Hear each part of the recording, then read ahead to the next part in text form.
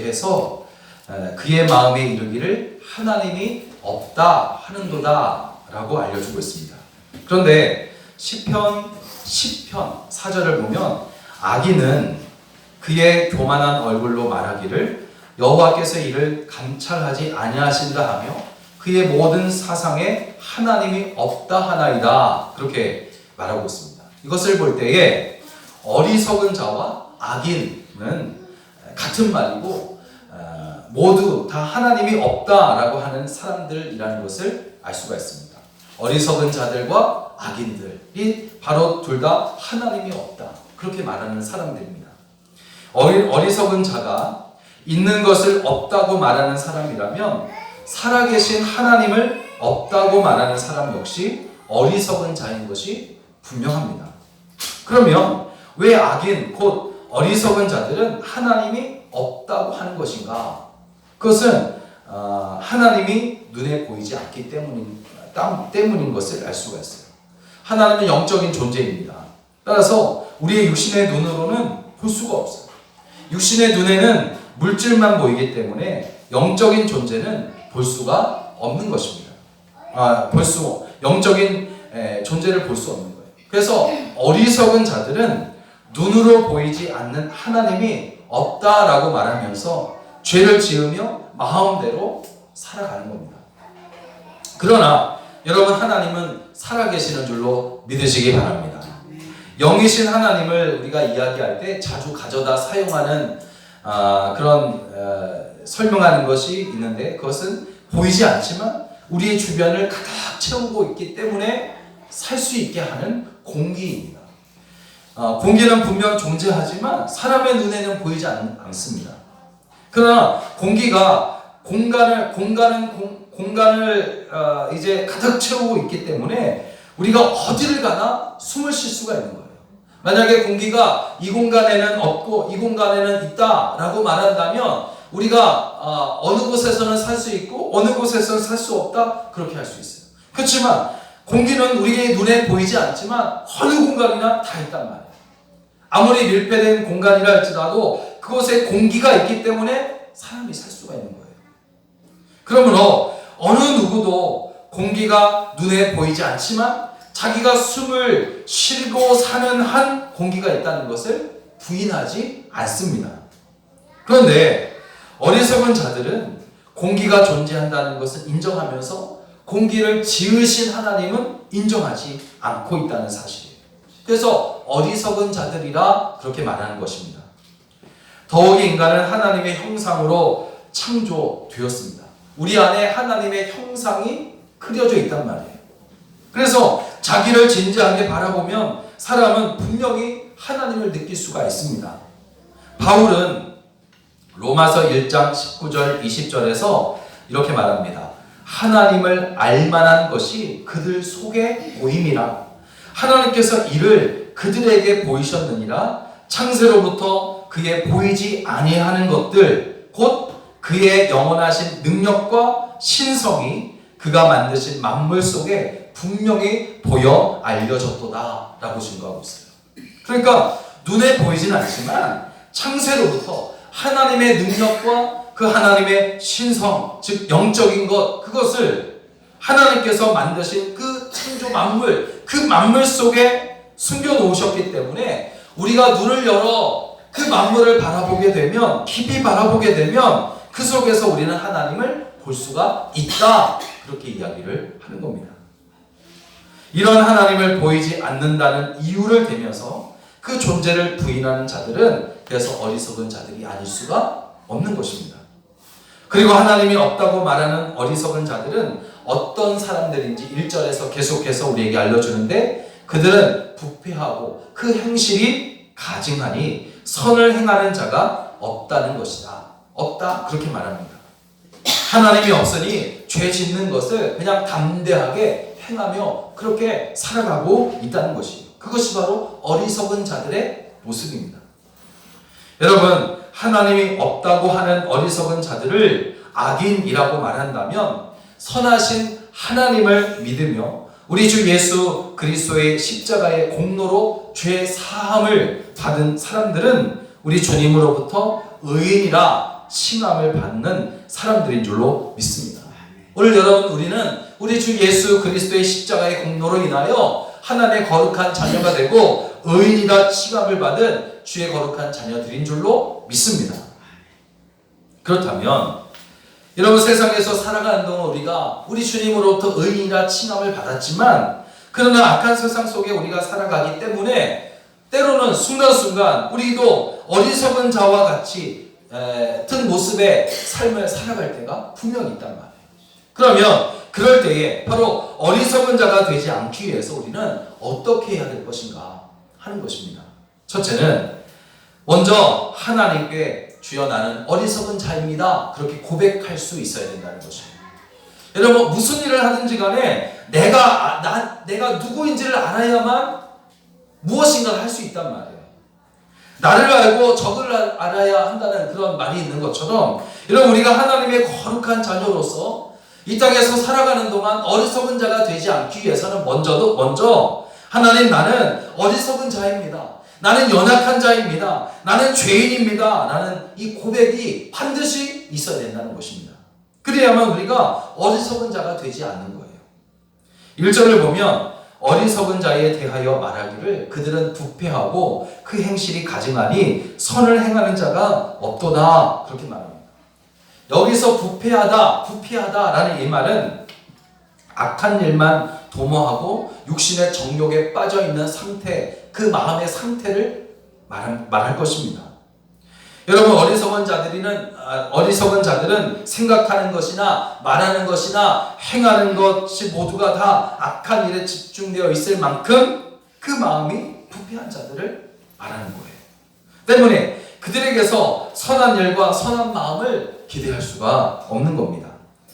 물론 이렇게 세상을 이렇게 사람들을 이렇게 보면은 하나님을 부인하는 자들 중에도 착한 일을 생각하고 착한 일을 하려고 하는 사람들이 분명히 있단 말이에요. 그러나 그것이 부패하지 않았음을 증거하는 것은 아닙니다. 단지 하나님께서 어리석은 자들의 그 부패한 마음이 밖으로 표출되어 나오지 않도록 선한 생각을 그들 속에 심어 놓으셔서 선한 일을 하게 하시는 것 뿐이라는 것이에요. 만일 하나님이 없다고 하는 사람들을 그 부패한 마음 그대로 내버려 두면 이 세상은 오직 악한 것으로 충만해져서 사람이 살 수 없는 상태가 되고 말 것입니다. 그러면 이것이 어리석은 자만의 문제인가? 라는 것이에요. 로마서 3장 9절을 보면 바울이 아주 중요한 진리를 깨닫습니다. 의인은 없나니 하나도 없다라는 깨달음입니다. 따스합니다. 의인은 없나니 하나도 없다. 이 사도 바울이 깨달은 아주 중요한 진리입니다.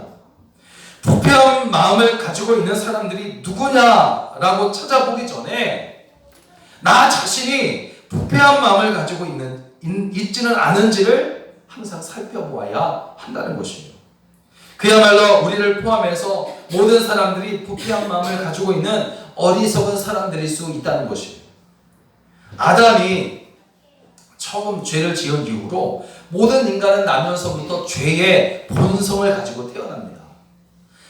여러분, 갓난아기가 무슨 그런 많은 죄를 지었길래 죄인이라고 말할 수 있겠냐? 그렇게 말할 수 있겠지만 그 내면에는 죄의 본성이 있기 때문에 그 아기가 자라면서 죄성도 함께 자라가지고 점점 겉으로 드러나게 되어 있단 말이에요. 어떤 사람은 인간은 본래 선하다라고 하면서 성선설을 주장하지만 그것은 인간을 오해하는 것이에요. 인간이 본래 다 부패했다는 것은 성경의 말씀을 통해서 우리가 알 수 있는데 노아 대홍수 이전에 인간의 모습에 대해서 기록한 말씀을 찾아보면 창세기 6장 5절 6절에 이렇게 나와 있어요. 여호와께서 사람의 죄악이 세상에 관영함과 그 마음의 생각의 모든 계획이 항상 악할 뿐임을 보시고 땅 위에 사람 지으셨음을 한탄하사 마음에 근심하시고 인간들을 지면에서 쓸어버리기로 작정하셨다. 그렇게 말씀하고 있어요. 에레미야 17장 9절을 보니까 만물보다 거짓되고 부패한 것이 사람의 마음이다. 그렇게 또 이야기를 합니다. 이렇게 우리를 포함한 모든 인간은 다 본래 전적으로 마음이 부패한 어리석은 자라는 것이에요. 인간이 부패한 존재라는 것은 우리가 선을 생각하다가도 일순간 사도 바울이 고백했듯이 악한 생각이 우리를 사로잡는 것으로도 확인할 수가 있어요. 이런 사도 바울이 얼마나 정말 훌륭하게 하나님의 거룩한 자녀가 되어 사도가 되어 주의 일 엄청나게 많이 하지 않았습니까? 내가 죽기를 각오하고 주의 복음을 전하자. 사도 바울이 그런 사람이에요. 그럼에도 불구하고 그가 노년에 이르렀을 때 항상 그가 그때에도 고백하는 겁니다. 내 마음에 두 마음이 있으니 하나님을 생각하는 마음과 세상을 생각하는 마음이 있어서 서로 싸운다 라고 말하는 거예요. 그렇듯 여러분, 우리의 마음이, 우리 모든 인간이 부패했다는 이유가 바로 여기에 있어요. 때로는 하나님의 거룩한 삶을 살아간다 말하지만 일순간 악한 생각들이 막 들어와서 또 싸우는 겁니다. 우리는 이러한 인간의 실상을 바로 알아야 된다는 거죠. 이러한 인간의 실상을 바로 아는 데에서부터 바른 신앙이 시작되기 때문입니다. 이런 베드로가 어떤 사람이에요? 그는 정말 갈릴리 바다에서 고기를 잡고 있을 때에 우리 주님을 만남으로 인하여 그가 나는 죄인입니다, 나를 떠나소서라고 자신이 죄인임을 고백하니까 주님으로부터 나를 따르라, 내가 너를 사람 낚는 어부가 되게 하리라 하면서 부르시잖아요. 어느 때 부르시냐? 나는 죄인입니다, 나를 떠나소서. 죄인임을 고백하게 될 때에 그가 주님께 부르심을 받아 그의 제자가, 주님의 제자가 되는 거예요. 로마서 5장 20절을 보면 죄가 더한 곳에 은혜가 더욱 넘쳤나니 라는 말씀이 있어요. 따라합니다. 죄가 더한 곳에 은혜가 더욱 넘쳤다. 이런 이 말이 무슨 말입니까? 죄인임을 고백하게 될 때 나는 죄인입니다, 하나님 앞에 정말 죄인입니다 라고 막 죄인임을 고백하게 될 때에 하나님께서 죄사함의 은혜로 우리의 삶을 넘치게 하신다는 거예요. 여러분, 우리의 마음이 부패하여 어리석은 자라는 사실을 고백하지 않는다면 자신의 힘으로, 자신의 그 선을 행함으로 또 충분히 구원받을 수 있다는 교만한 마음을 품게 되고 하나님을 믿으려 하지 않을 것입니다. 죄사함의 문제도 없을 것이에요. 당연히 하나님께 대한 신앙은 기대할 수 없어요. 여러분, 우리는 예수님의 십자가라는 하나님의 그 사랑하심과 전적인 은혜로 거듭난 성도들인 줄로 믿습니다. 그래서 하나님을 모르는 사람들과는 달리 선을 행할 능력이 분명히 있단 말이에요. 정확히 말하면 우리는 선한 일의 의미를 알기 때문에 하나님께서 원하시는 진정한 선을 행할 수가 있는 겁니다. 그러나 어느 순간 부패한 마음을 가진 어리석은 행동이 밖으로 나올 수 있어요. 그것을 우리가 경계해야 합니다. 조금만 방심해도 악을 행할 수 있어요. 그러므로 우리는 날마다 말씀에 굳게 서서 주여 저는 죄인입니다 고백하고 교만하지 말아야 하겠습니다. 그리고 구원은 우리의 선한 행위가 아니라 오직 우리 주 예수 그리스도를 통한 하나님의 구속의 은혜로 말미암는다는 것을 기억하고 더욱 예수 그리스도를 믿는 그 믿음 위에 바로 서야 할 줄로 믿습니다. 이렇게 우리는 나는 죄인입니다 고백하며 주님 앞에 나아갈 때에 어리석은 자가 되지 않고 하나님의 은혜로 말미암아 의인이라 칭함을 받는 주의 거룩한 백성으로서의 삶을 살게 될 줄로 믿습니다. 두 번째로 어리석은 자가 되지 않기 위해서는 하나님만이 선하심을 고백해야 되는 거예요. 따스합니다. 하나님만이 선하십니다. 이 고백이 있어야 된다는 거죠. 1절을 다시 보면 어리석은 자 가운데에는 선을 행하는 자가 없다 그렇게 말합니다. 이 말씀은 사실 이해하기 참 어려운 표현일 수 있어요. 왜냐하면 하나님을 모르는 자라도 선을 행하는 사람들이 아까도 말씀드렸지만 있기 때문이에요. 하나님이 없다라고 말하는 사람들 중에서도 내가 선을 행해야 되겠다, 나쁜 짓 하지 말아야 되겠다, 그런 생각을 하는 사람들이 분명히 있어요. 그리고 선을 행합니다. 그러므로 오늘 1절에 나와 있는 것처럼 선을 행하는 자가 하나도 없다라고 하는 이 말씀은 사실 많이 힘든 표현이에요. 이해하기 어려운 표현입니다. 그러므로 이 말씀을 이해하기 위해서는 무엇이 선한 것인가? 라는 본질적인 질문을 우리가 해야 되는 겁니다. 사람은 본래부터 선을 행할 능력이 없어요. 다만 인간을 부패한 상태로 방치해 놓으면 이 세상에 살 수 있는 사람이 없기 때문에 하나님께서 사람의 마음에 양심이나 죄책감을 만들어 놓으셔서 죄가 생각이 날 때마다 그것을 행하지 못하도록 하셨을 뿐입니다. 그리고 사람들은 양심에 따라 나름대로 선을 행하기도 해요. 내가 이 일을 행하면 안 되지. 양심에 따라. 하나님을 모르는 사람도 보기에는 선을 행할 수 있지만 그들의 선한 행위는 하나님의 기준에 맞는 진정한 선이라 할 수는 없습니다. 그래서 1절에서 선을 행하는 자가 없다라고 한 이유가 바로 여기에 있습니다. 모든 일에는 기준이 있게 마련이거든요. 기준이 없으면 무엇이 옳은지 무엇이 그른지 알 수 없는 겁니다. 그래서 모든 일에는 기준이 있어요. 그것은 선한 행위도 마찬가지입니다. 선한 일도 바로 기준이 필요해요. 선한 행위도 기준이 있어야 되는데 바로 그 기준은 선 자체이신 우리 하나님이신 줄로 믿습니다. 하나님의 기준에 맞아야 선이라 할 수 있다는 것이에요. 인간이 선이라는 것을 아무리 행하여도 하나님의 기준에 맞지 않으면 그것은 온전한 선이 될 수가 없는 겁니다. 그러면 하나님의 선의 기준은 무엇일까 하는 겁니다. 그것은 바로 하나님을 알고 믿으며 섬기는 것이에요. 따스합니다. 하나님을 알고 믿으며 섬기는 것이다. 여러분, 선하신 하나님의 이름으로 하는 선한 행위가 바로 진정한 선이다라는 겁니다.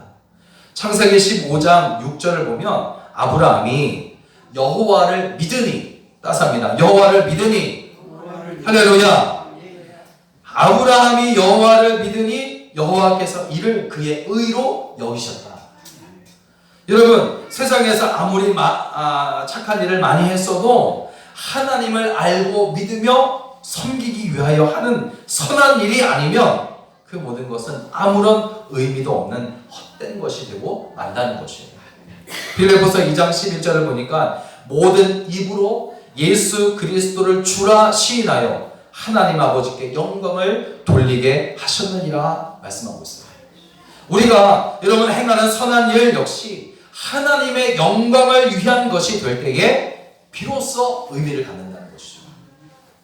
만약 하나님을 알고 믿으며 섬기기 위해서 정말 한마디로 하나님께 영광을 올려드리기 위해 하는 선한 행위가 아닌 부패한 마음을 가진 어리석은 이가 교만함에 따라 양심에 따라 선한 일을 하고자 한다면 꼭 그 마음에 욕심이 따라 들어오게 되어 있고 교만함이 따라 들어오게 되어서 선하게 시작한 일도 악한 일이 되고 많은 것을 우리는 많이 보게 됩니다.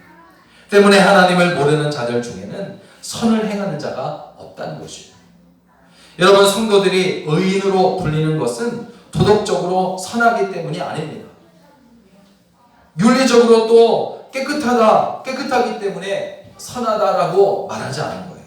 물론 성도들은 누구보다도 도덕적으로 윤리적으로 선해야 마땅하겠지만 의인으로 불리는 것은 그런 도덕적인 선함 때문에 윤리적인 어떤 바른 행동 때문에 의인이라 부르는 것이 아니잖아요.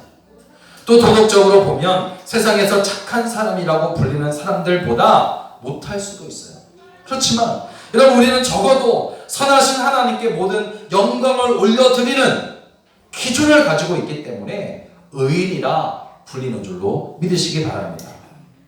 여러분, 하나님만이 선하심을 우리는 고백해야 합니다. 이 고백은 하나님께만 영광을 올려드리라는 것이요, 하나님만이 선하심의 기준이 된다는 말이기도 합니다. 세상 사람도 선한 일을 해서 착하다는 말을 들을 수 있어요. 그러나 여러분, 그들이 도덕적으로 선한 일을 할지라도 선하신 하나님을 알고 믿으며 섬기지 않는 이상 꼭 그 마음에 욕심이 들어오게 되어 있고 악한 생각이 들어오게 되어 있어요. 결국 선하게 시작한 일이 악한 일이 되고 마는 겁니다. 선하신 하나님을 우리는 알고 믿으며 섬겨야 할 줄로 믿습니다. 모든 영광을 하나님께 올려드리시기를 바랍니다. 항상 하나님께서 지금 나를 지켜보시고 있다는 사실을 알아야 된단 말이에요. 그래서 그렇게 해야만 우리가 계속해서 하나님의 선한 사람으로 살아갈 수가 있기 때문입니다. 오늘 주님의 이름으로 행하는 모든 선한 일이 진정으로 선한 일 되게 하시기를 주의 이름으로 간절히 부탁을 드립니다. 마지막으로 이제 우리가 어리석은 자가 되지 않기 위해서는 하나님을 날마다 찾고 찾는 자가 되어야 합니다. 2절을 보니까 다윗은 하나님은 하늘에서 하나님을 찾는 자가 있는지 보고 계신다, 살피신다 그렇게 말씀하고 있어요. 여호와께서 하늘에서 인생을 굽어 살피사 지각이 있어 하나님을 찾는 자가 있는가 보려 하신즉 라고 말씀. 지각이 있어 하나님을 찾는 자. 이게 무슨 말이냐면 의식하고 하나님을 찾는다는 거예요. 그냥 무조건 찾는 것이 아니라 분명히 하나님이 살아계심을 알고 하나님을 찾는 자. 지각이 있어 하나님을 찾는 자. 그런 말이에요. 그러니까 하나님은 하나님을 찾는 자에게 관심을 갖고 계시는 겁니다. 무조건 찾는 것이 아니에요. 하나님의 살아계심을 알고 찾는 자. 다른 말로 표현하면 친해지고 싶어 하신다는 것을 뜻하기도 해요. 그래서 다윗은 지금 자신의 체험을 바탕으로 이런 말을 하는 겁니다. 다윗의 인생은 여러분 우리가 잘 알고 있듯이 하나님의 도우심을 바라는 기도가 아니고서는 헤쳐나갈 수 없는 아주 굴곡이 많은 인생을 산 사람이 다윗이란 말이죠. 그에게는 좋은 일도 많았고 나쁜 일도 많았어요. 기쁜 일도 많았었고 정말 고통이 많은 그런 삶도 그가 살았습니다. 때문에 그는 쉬지 않고 기도하는 기도의 사람이 되었어요. 잘되고 기쁘고 즐거운 일이 있을 때는 교만하지 않게 해달라고 기도하고, 힘들고 고통 속에 아픈 일 속에 있을 때에는 하나님 나를 지켜달라고 기도하는 거예요. 이렇게 계속해서 기도해요. 여러분 다윗은 시편 22편 2절에서 자신의 기도 생활에 대해 쓰기를 내 하나님이여 내가 낮에도 부르짖고 밤에도 잠잠하지 아니하였나이다. 이렇게 끊임없이 기도한 결과 그는 하나님의 관심을 살 수 있는 사람이 되었는데 그는 주님과 친한 사람이 된 줄로 믿습니다. 여러분 신앙생활이란 무엇일까? 말씀을 이렇게 묵상하며 생각하며 준비하면서 또 생각해봤어요. 신앙생활이 뭘까? 하나님과 점점 더 친해지는 과정이다. 할렐루야. 신앙생활이란 뭘까 생각해보니까 하나님과 점점 더 친해지는 과정이다. 여러분 어떻게 친해질 수 있습니까? 사실 그 방법은 너무나 간단한데 하나님을 자주 만나지 않고 친해지는 다른 방법은 없습니다. 여러분 친한 사이라도 자주 만나지 않게 되면 그 관계가 멀어지게 되고 어쩌다 만나면 서먹서먹해지기 마련입니다. 자주 만나지 않고 친해질 수 있는 방법은 없어요. 여러분 그러므로 우리는 하나님을 자주 만나야 합니다. 하나님과 만나는 방법이 바로 예배를 드리는 것이요, 기도하는 것이요, 주의 말씀을 사모하는 겁니다.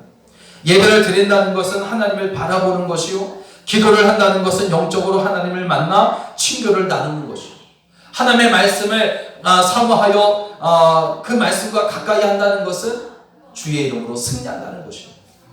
여러분 우리는 기도를 통하여 하나님께 말씀을 드리고 하나님은 기도의 응답으로 우리에게 말씀하시는 겁니다. 그리고 그 과정에서 우리는 하나님과 친해져 가는 거예요. 여러분 이렇게 계속해서 하나님과 만나야지만, 자주 만나야지만 친해질 수 있는 거죠. 하나님과 친해지면 그래서 좋은 일들이 벌어지게 되는데 하나님과 친해지면 우리 하나님으로부터 도움을 받는 거예요. 하나님이 나의 피난처가 되신다는 사실을 발견하게 되는 겁니다. 주님과 친해지게 되면 하나님께서 나의 보호자가 되신다는 사실을 발견하게 되는 겁니다. 하나님은 친해진 우리를 돌보시고 보호하시며 은혜를 베풀어 주시는 줄로 믿으시기 바랍니다. 하나님의 은혜는 이 세상 누구에게서도 받을 수 없는 은혜 중에 은혜입니다. 또한 이 세상 어떤 사람이 베푸는 것과도 비교할 수 없는 은혜 중에 은혜입니다. 세상에서 힘 있는 사람과 친하게 되면 다른 사람들이 돕는 것보다 큰 도움이 될 수 있습니다. 하물며 이 우주 만물을 다스리시며 자기의 뜻대로 모든 것을 하실 수 있는 능력의 하나님, 그 하나님과 친한 사람이 받는 도움이 얼마나 크고 놀라운 일이 되겠냐 하는 거죠. 특별히 하나님은 친한 자가 구하는 것은 무엇이든지 들어주신다고 약속하셨어요. 마태복음 21장 22절에 너희가 기도할 때에 무엇이든지 믿고 구하는 것은 다 받으리라 하십니다. 그러므로 무엇보다도 가장 먼저 하나님과 친해지게 되시기를 주의 이름으로 축원합니다. 이를 위해서 우리는 주일 성수를 반드시 지켜야 되고 예배드리는 예배자야 예배의 성공자가 되어야 할 것입니다. 또한 기도가 멈추어지지 않기를 바라요. 기도하며 부지런히 하나님을 찾아야 합니다. 계속해서 주님을 찾아야 돼요. 기도하는 자리를 빼먹지 말고 나와서 기도해야 됩니다. 자주 만나요. 자주 만나면 만날수록 하나님과 친해지는 겁니다. 하나님과 만나면 만날수록 친해지고 친해져서 하나님의 보호하심을 더 가까운 곳에서 받을 수가 있는 거예요. 찾는 자에게 응답하시는 거예요.